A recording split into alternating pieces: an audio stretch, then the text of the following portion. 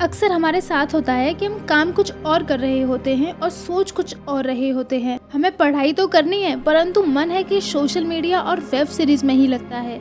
अपने इस मन को हम कैसे सही जगह पर स्थिर करें? ये मन है कि मानता ही नहीं, ये उधर ही भागता है जहाँ इसको मजे आते हैं, और इस मन के कारण हम जीवन में पिछड़ जाते हैं।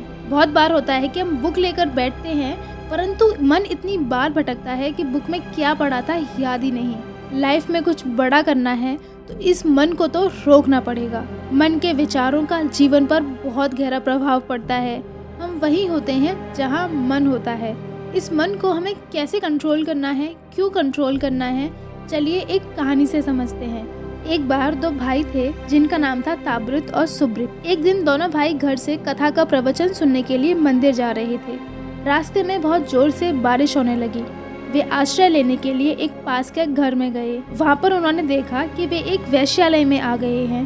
वहाँ कुछ नारियां अपने ग्राहकों का मनोरंजन करने के लिए नृत्य कर रही थीं और पुरुष शराब पी रहे थे। बड़ा भाई ताबृत वहाँ से बाहर निकलकर बारिश में भीगता हुआ मंदिर की ओर जाने लगा। छोटे भाई सुब्रित ने बारिश से बचने के लिए वहीं पर कुछ और समय बिताने की सोची। ताबृत मंदिर पहुंचा और वहाँ बैठकर प्रवचन सुनने लगा, किंतु मन में पश्चाताप करने लगा कि यह कैसा नीरस करने वाला प्रवचन है।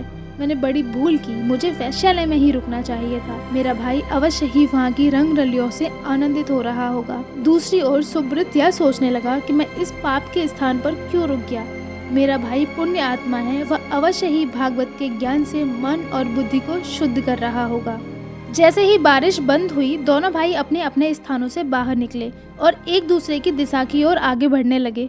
जिस क्षण वह एक दूसरे से मिले, तुरंत बिजली गिरी और उनकी मृत्यु हो गई। तब यमदूत वहां आकर ताबृत को नरक ले जाने लगे।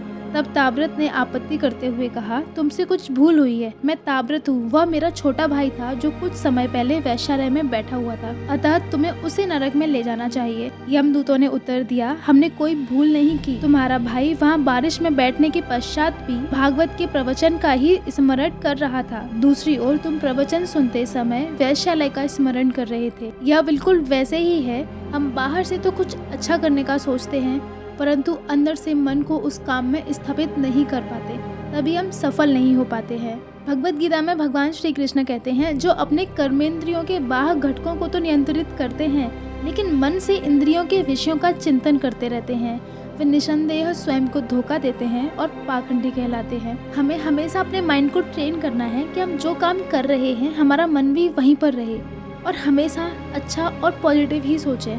यदि हम हमेशा अच्छा और पॉजिटिव सोचेंगे तो हमारे रिजल्ट्स भी पॉजिटिव और अच्छे ही होंगे।